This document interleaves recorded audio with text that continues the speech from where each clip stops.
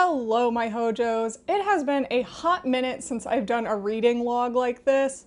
And by a hot minute, I mean it has almost been a year. But never fear, we are back at it again. There have been a ton of series I've been reading lately, and I realized I haven't really gotten a chance to highlight them on my channel, or I haven't really talked about them before. So I figured might as well do it now, especially since this is one of the few times where I can talk about any manga I want on this channel, since usually I just relegate myself to talking about a specific type of one for each video. You wouldn't know it, but yes, I do read all kinds of manga. Because it has been a while since I've done one of these, I'll kind of go over how I operate during these reading logs again. Basically for this, I don't give a full synopsis of the volumes that I'm talking about like I do in other videos. These are more just like individual reviews of a volume of a series that I read. So that does mean that there can be spoilers for each of these. Since they're going to be tagged in the chapters, you can kind of skip around if you need to, if you don't want to get spoiled on anything that you are reading and you're just not caught up with it. I'll also put in the chapters which volume I'm talking about, since not all of these series I'm talking about are going to be just volume ones. I don't think I need a full lead up for this. I'm pretty sure this is self-explanatory.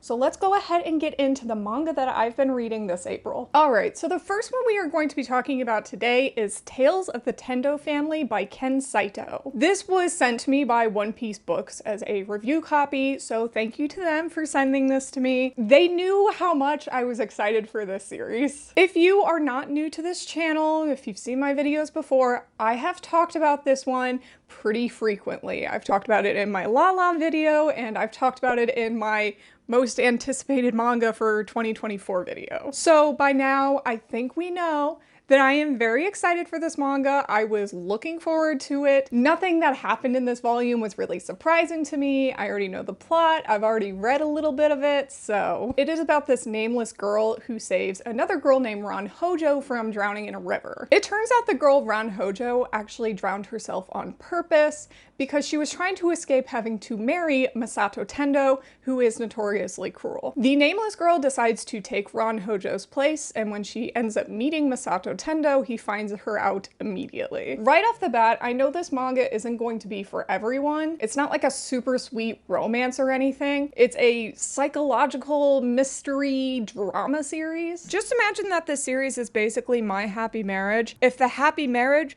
was actually an unhappy marriage. But if you like complicated relationships, if you like complicated characters, then this one is definitely going to be for you. It's just as fun and unhinged as I remember it being the first time I read it. And I gotta say, the main character of Ran Hojo's double, which I'll just call her Ran Hojo after this, her personality is so quirky and strange, and you really don't meet a lot of main characters like her. She has a weird sense of duty to her grandpa, who is not actually her grandpa, and I would say she's somewhat similar to Toru Honda, but if Toru Honda, like, could kill people. Essentially, Ran Hojo was like training from Ra's al Ghul or something. She's pulling stunts, she's killing people, she's punching a dog in the throat and then ripping it out with a knife. Her whole weirdness is definitely what makes the series stand out among any other kind of historical drama series like it. The other character who is really interesting is Masato Tendo, because you're not really sure what his deal is, but he's super possessive of Ran Hojo right away. And I like how he kind of plays into her sense of duty to save people and uses it to his own benefit. It kind of ends up forcing her hand to make sure that she helps him. They have a really great push and pull dynamic, and they definitely don't like each other right away, but they're intrigued by each other. A couple side notes about the manga. The art isn't like anything to write home about. I don't think it's bad, but it's not like the best art in the world either. The other thing I want to mention is that there are some weird lettering placements in this volume. I don't know if it was just my volume or if it's going to be everyone else's as well, but it's not like anything so distracting from the story, just something to look out for. Other than that, Tales of the Tendo Family was just as good as I remembered it being. I am so excited to finally have this one in English. And I'm so excited for volume 2. I can't wait to get into this series more and really figure out what's going on with the Tendo family. They're a lot of weirdos. All right, the next series on this list is another new release from Kodansha. It is called A Kingdom of Quartz by Bomhat. This comes from Monthly Afternoon magazine, which is most known for like Skip and Loafer, Vinland Saga, Blue Period, etc., etc. So I heard of this one from when Kodansha announced it, and I saw the artwork and I was like, oh my god, that's stunning. Can't wait to read it. The only thing is, I feel like the artwork is really carrying this series. The artwork is just absolutely stunning. It is gorgeous.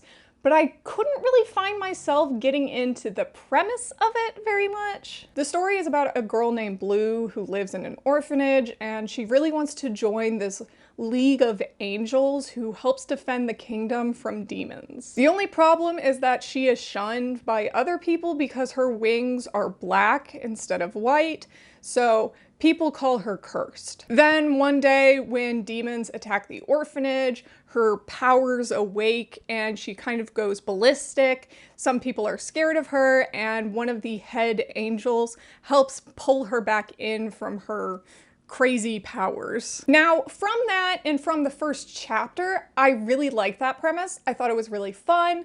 It was a little dark. There was a lot of fantasy in it. I liked the monsters. I liked the fighting. I knew it was going to be a little gritty, but I did find it to be heavy-handed at times. You know, like it felt like sometimes it was being dark for the sake of being dark and bloody. The problem I ran in with this series, though, was that after chapter 2, when we kind of get past the introduction, we kind of get past like showing that Blue has powers and the world building of the series, I just found myself less invested because it seems like we're going into a training arc right away.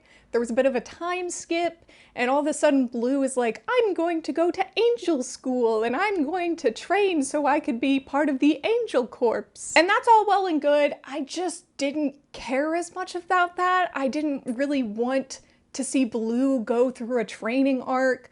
I just kind of wanted to get more into the story and what was going on. I know that's probably a nitpick, but I just didn't find myself invested in the third chapter rather than the first two when we got more of the setup. So I'm going to give myself the usual 3 volumes to see if I'm really going to be into this one. Otherwise, I don't know if it's like 100% got me yet. I think I just need a little bit more time with it. If you like dark fantasy though, and you're looking for something that has like very whimsical artwork, I would definitely recommend this one. I think you would really like it, especially if you are a Witch Hat fan. While I still haven't read Witch Hat yet, I think that this one is probably going to be up your alley. Next up, we have this big old boy right here, the first omnibus volume of King and Limbo by Ai Tanaka. This one is also published by Kodansha, and it is from a defunct magazine. I can't remember the name, but I have talked about this series before in my 2023 most anticipated manga. I am finally getting around to it. Now, this manga is going to be for the sci-fi fans. This one is going to be for the people who love a good psychological thriller and really love some fun characters. The story is set 80 years after a disease called the sleep swept the nation, where people would fall asleep, their brainwaves would get messed up, and they would die. However, there was some sort of technology that they came up with where they could enter people's minds and kill the disease off. Obviously, these are super technical terms, and I definitely didn't go to school for photography. There's kind of a mix of like superpowers and technology in this, but it is very much sci-fi. We follow this man right here named Adam Garfield, who was in an accident where he lost his leg, and now that his leg is gone, he can no longer be in the military, and so he gets recruited into the program to help fight off the sleep. There's only one very experienced expert who can destroy the sleep disease, and that is this guy right here. His name is Rune, or it's King in Limbo, something like that. It's like his nickname is King in Limbo, but his real name is Rune. The only problem is that Rune doesn't want to go back to helping the government get rid of this disease, so they kind of con Adam into conning him into helping again, and then the two of them have to work together because there's a new disease, a new strain of the sleep that is going around. I'm not gonna lie, it did take me a while to fully comprehend what was going on in this series. They kind of throw you right in, and while I love when mangas do that, it did take me a little bit. But once I was starting to get what was going on, it gripped me. This was so hard to put down. I read this entire thing in like an hour. And as you can see, This is a chunky boy. This is thick with 2 C's. The characters of Adam and Rune were really fun. It was so easy to just really enjoy their dynamic together.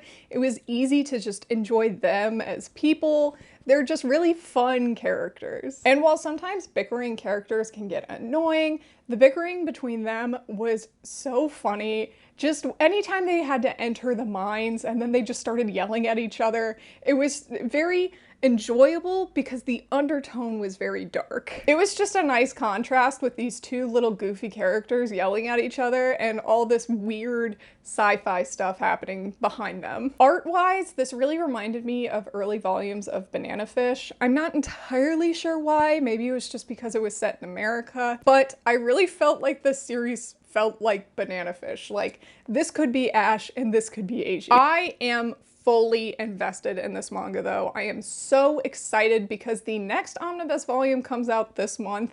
Like I said, I am behind on this one. It actually took me quite a while to get around to reading it because I don't know, there's something about omnibus volumes that I'm just like, oh, that is a full day. And even if it's something that I end up really enjoying and I read really fast, I'm just like, no, I'll read something else that's a little quicker. So it did take me quite a while to get around to this one, but the next omnibus volume is coming out soon, so I don't have to wait very long. So I did myself a favor, if anything. Highly recommend this one. It is so good. It's a josei series. If you guys read Apple Children of Eon, which I've talked about before, it's by the same author, so check it out. It's so good. And you know where you can buy this volume? From today's sponsor, Walt's Comic Shop. Are you looking for English language manga in the EU? Then Walt's Comic Shop is your place to go. They have thousands of manga currently in stock with an inventory that's growing daily. Walt's offers low shipping prices for any EU country with bulletproof packaging and speedy customer support. When you enter the code Colleen's Manga Rex at checkout, you'll get free shipping on your first order of 40 euros. You can get series like King and Limbo and many more at waltzcomicshop.com. Your #1 source for English language manga in Europe. Thank you to Waltz for sponsoring today's video. Let's get on to the next one. I am so sorry that the lighting is going to be all over the place. I really didn't think it was supposed to rain today. I looked at the forecast before I started filming. It didn't say rain, but I guess it's gonna rain. It's gotten a little dark. I will try to even the lighting out, but otherwise, I apologize. The next series we're going to be talking about is one I haven't even gotten to talk about on this channel before, but it's one that I've been enjoying so much. It's called Tamon's B-Side by Yuki Shiawasu. This is the same author as Takane and Hana. This is a new shoujo beat release, and the series comes from the magazine Hanato Yume, which is one of my favorite shoujo magazines from Japan. Since I've never talked about this one, I will give more of a full synopsis. It follows a houseworker named Utage, who is a very big fan of this idol group called Face, and her bias is the main member, Tamon. On stage, Tamon is this bright, happy-go-lucky, talented idol guy, but offstage, Utage finds out that Tamon is actually the complete opposite. She happens to find this out when she is visiting a house for her job, and it turns out to be Tamon's house, and he is just in a hoodie, depressed, trying to commit suicide. Yes, there is a lot of dark humor in this series, a lot of death jokes, a lot of wanting to kill yourself jokes. If that's not for you, maybe don't read it, but for me, it was kind of funny. I relate. Don't take that the wrong way. Now, so this is going to be about Tamon's B-Side Volume 3, so if you haven't read the series yet, go ahead and read it and then you can come back, but we're going to be talking about Volume 3, what's going down in this volume. So in the previous ones, we're kind of starting to see more of Utage and Tamon's romantic relationship. While Utage is still very much like delusioned about it, she can't see Tamon as anything other than just her idol. Tamon is definitely getting a little more forward, a little more jealous, and he's not really sure about what's going on with his own feelings himself, but it is so cute just seeing them get past this idol fan relationship and actually forming a very good friendship first of all, and then more romantic feelings after. In the last volume, we had some competition set up between Tamon and the rest of the members of his group, And I really liked how this volume subverted our expectations of having Tamon win the competition. And the rival didn't win either. It was just a completely out of nowhere member who ended up winning. And I like that the volume did that because it sets up the next member we get to meet. I'm excited to get to know that member more. It seemed like he was playing up being the little childish, oh, I don't know very much kind of character on stage, but then off stage he's like conniving. As a K-pop idol fan myself, you do have to wonder sometimes, how many of them plan some of the stuff they do? My only big issue with this manga is mostly that they kind of sell Utage as the main character short. We don't get too much about her all the time, and when we do, it's mostly all focused on Tamon, and I really wish we got more of Utage. She seems to have a really interesting backstory about how she came to be like a fan of Face, but we haven't gotten too much into her still, and that really sucks. I really like her as a character. She's very fun, and we just haven't gotten too much about her. Especially in promotions too. Everything has Tamon's face on it, but I want Utage's face. I think the most recent volume of this series in Japan, she finally got a cover, but it's the first time, and it was like volume 7. Anyway, I'm very much enjoying this series. Highly recommend this one if you guys haven't checked it out yet. It is so much fun. A lot of dark humor, really cute moments. It isn't too romance heavy yet, but if you are an idol fan, I feel like you might relate to this. For the second to last series that I'm talking about in this video, I actually only read it like 2 days ago, and I wasn't planning on putting it in this video. I had something else I was going to talk about, but the volume was so good. There was a lot of stuff that happened in it. This is volume 5 of Cinderella Closet by Wakana Yanai. So,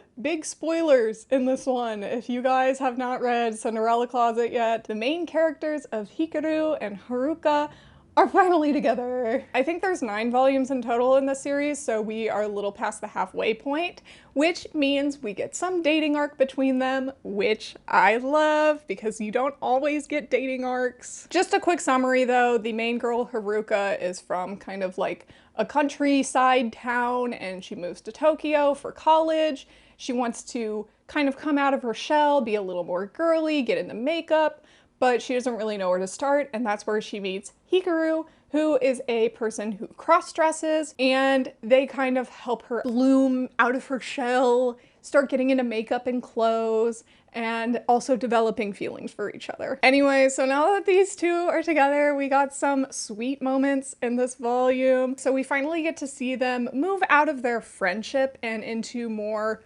romantic partnership together. There were a ton of sweet moments in this volume. We had a lot of time where they would dance around their awkward feelings because, you know, they had been friends for so long. They're moving into a different territory of becoming more romantic, and seeing them kind of like having to parse out how they're gonna work around that was just really fun and really cute. It was so nice to see these two finally together after the yearning that Hikaru had. So while that was a huge development in the series, the thing that I wanted to talk about and the thing that I'm a little iffy about, a little scared of, was the fact that the gender element is starting to kind of go away in this volume, and I'm a little worried. I'm going to put this down when I talk because otherwise, you know, as you've probably seen, I'm just gonna like throw it somewhere. So as I've talked about in my gender expression and shoujo manga video, Cinderella Closet has been one of my favorite series with a cross-dressing character because it has used they them pronouns for Hikaru,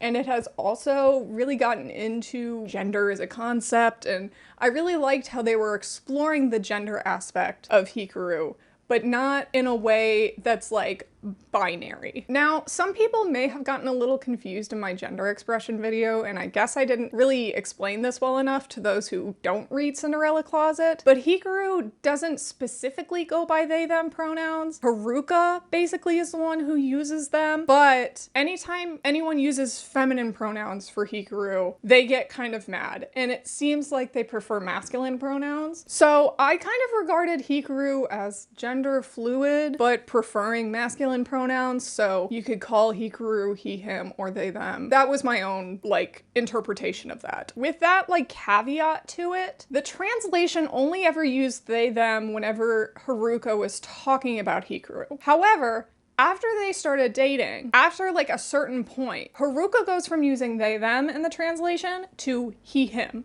And specifically just he, him. They hadn't used they, them after that. And that got me a little worried. Cause like, are we only gonna go by he, him now? And then the other thing was that Hikaru stopped dressing feminine with no wig on as soon as he started dating Haruka as well. It would just be really sad if we lost this gender element to the series because A, I think it's what makes the series stand out, and B, because I think the series did that so well. I still have hope though. I feel like the series can kind of get into Hikaru. I just really hope they get into a bit more of the gender performance aspect of Hikaru for the last 4 volumes of the series. I had to do quick math in my head. I know that was like a really big rant portion on that volume, but it's just something I had to talk about because I talked about it in my gender expression video, and I want to make sure that like this series stays just as good as I wanted it to be. I wanted it to be the positive cross-dressing manga that I mentioned in that video too. Anyway, very excited for the rest of the series. And I forgot to mention, it is published by 7 Seas. And last but not least, we have Volume 7 of Yakuza Fiance by Asuka Konishi. This is another series published by 7 Seas, and it also comes from Monthly Afternoon. We are getting so much afternoon manga lately. This one is also getting an anime, which I am so ready for the discourse about that. This is a manga I haven't talked about on this channel, once again, but it is one of my favorite seinen series. I absolutely love Yakuza Fiance. It is just the right amount of insanity and action and romance and yandere characters. We all know I love a good yandere. Quick synopsis, just because I've never talked about it before. It is about this girl named Yoshino who is from a Yakuza family, and because she's from a Yakuza family, she's forced to marry into another Yakuza family. The man she's meant to marry is called Kirishima, and he turns out to be a psychopath, and you know, insanity ensues. There's Yakuza, there's psychopaths, there's so much going on in this series. Now I will say Volume 7 is the first volume to come out in English where I haven't yet read it. So this is like the first fresh volume that I've gotten to read. And because of that, there's a lot of stuff I don't really remember about Yakuza Fiance. I'm definitely going to have to go back and reread this series because there's a lot going on in this volume that I'm like, wait, who is that guy? Wait, what is going on here? Despite that though, this volume was intense as fuck. Holy shit, my heart was in my throat for like the entire time. We're not necessarily introduced to this new character that shows up in this volume for the first time, because this guy has shown up before, and I think he had a fight with Kirishima in that. But this is the first time we're getting more interaction with him. He's crazy. He wants to also marry Yoshino. I can't remember his name actually now. But anyway, he also wants to marry Yoshino so he can get to another Yakuza leader so he can kill that Yakuza leader. So Yoshino is just in a big fucking mess, but she's always being her girl boss self and trying to get out of it. And this time, she almost fucking dies. God, she almost dies. It was terrifying. Like, the guy tries to drown her in a bathtub, and the whole time when he's like pushing her down into the water, I'm literally like, oh my god, oh my god, oh my god. I'm one of those people that if something is happening to someone else, or like if someone else is making a face, I end up also making that face or feeling like that thing is also happening to me, or like reacting to it in the same way. I don't know. Diagnose me however you want from that. Anyway, the new dude, whose name I can't remember, is fucking psychotic. There's a crazy ass chase scene. Kirishima shows up. There's also a chase scene with him. Oh my god, this volume is just high intensity from start to finish. And it really just reminded me how much I love this series. And I definitely am going to go back and reread it now, just because this volume was so good. And I really just want to remember what's going on. I know a lot of people have complaints about this series. I know that people wish they weren't high schoolers or that they had more romance going on with it, but what we have gotten from Yakuza Fiance has been so good. I love this series. I highly recommend it if you want some just high intensity insanity. It is a great ass series for that. And with that, we have come to the end of today's video. Thank you guys for watching. I know this one was a little sporadic, a little all over the place. Once again, I only had some notes. This is pretty much unscripted, kind of just going off the cuff, talking about things I like. I truly need to stop apologizing when I do videos like this because every single time I post one, you guys still enjoy it, even if they aren't big essay videos. But every time I'm like, oh, this isn't what people want. But everyone likes it, so I should just shut up. Well, that is all for today's video. Thank you so much, my hojos, for watching. Welcome to any new hojos. Reach Shihaya Furu. And I'll see you guys in the next video.